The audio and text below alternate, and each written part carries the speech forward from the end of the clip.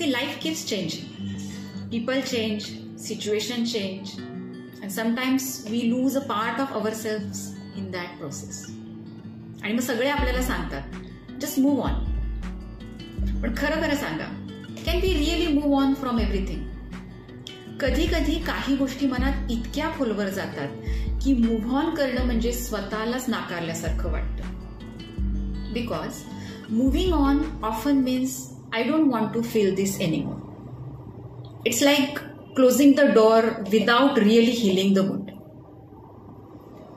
Moving on helps you walk away, but many times it also makes you carry unspoken pain. म्हणजे तुम्ही म्हणता की I am fine, but आत कुठेतरी त्या सगळ्या इमोशन तशाच जाग्या असतात.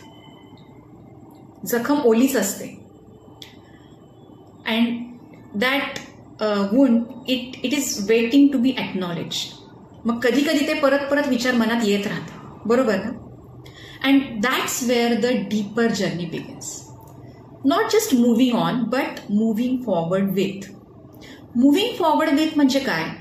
तर yes, this happen, it hurt me, but it also taught me something. So it's about accepting your past without letting it define your present.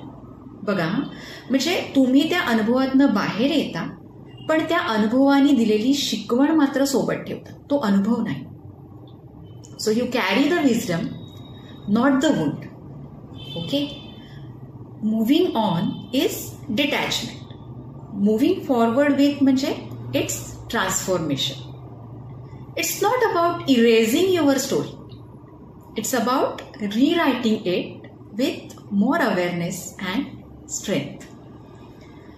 So next time, don't just try to move on. Try to move forward with your lessons, your courage, your inner peace. Because healing doesn't mean forgetting the story. It means changing how it ends. तुम्हाला याविषयी नक्की काय वाटतं हे तुम्ही comment सेक्शनमध्ये नक्की सांगू शकता. धन्यवाद.